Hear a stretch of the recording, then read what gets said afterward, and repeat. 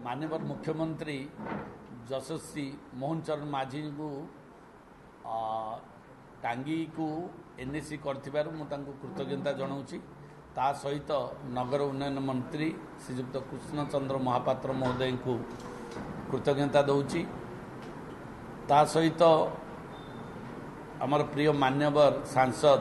श्रीमती अपराजिता षडंगी महोदय को धन्यवाद दौची जे जहाऊ तांको चेष्टारे आज टांगी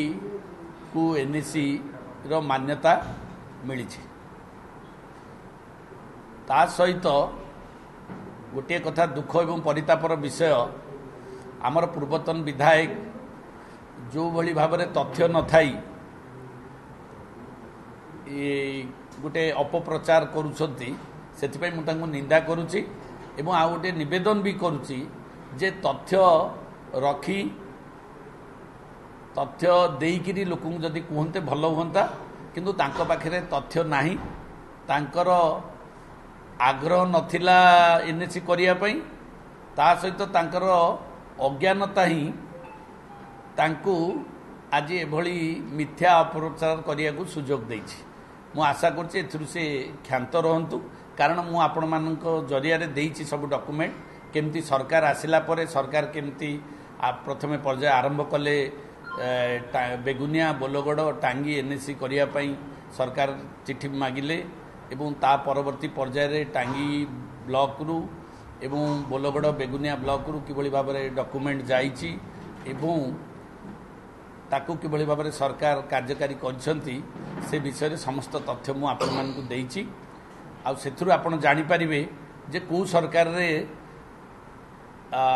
टांगी एनएसी हैला एवं ता सहित मध्य बेगुनिया बोलगड़ भी तथ्य देइछि आपण मानकु चलीछि जो उद्यम बेगुनिया बोलगड़ पई जो एनएसी पई जो प्रोसेस चली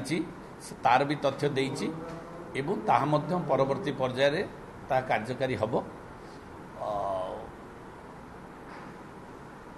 एतिकी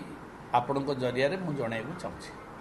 टांगी एनएसी पई केबे प्रोसेस आरंभ होइतो जा पूर्वतन मुख्यमंत्री को घोषणा करथिले को से मध्य कार्यकारी करछन ए कोन घोषणा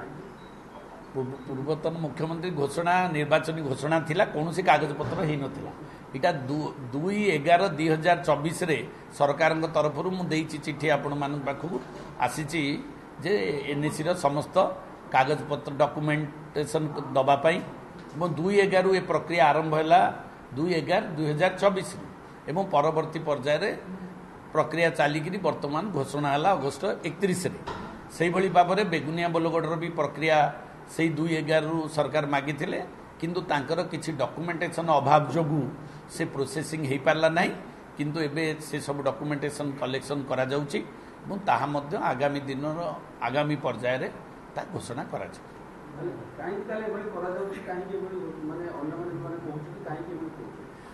सी तांकर इच्छा नहीं एवं तांकर अज्ञानता माने से इनफॉरमेशन माने एनएसी केमती करा जाए कौन क्राइटेरिया अच्छी सरकारी स्तर को प्रोसीजर अच्छी तांकर धारणा नहीं ए विषय रे सेथिपई सी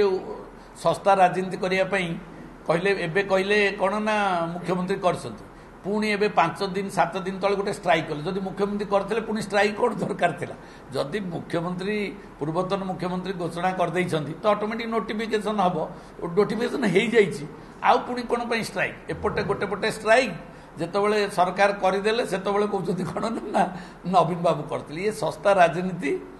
एटा खाली टांगी पाई नुह बेगुनिया बोलगड़ भी से भी बेगुनिया बोलगड़ विधायक थिले ना सेतबेले काई कर नथिले से जानी ना एनएसी केमती करा जाए से भली माने मतामत दौरान।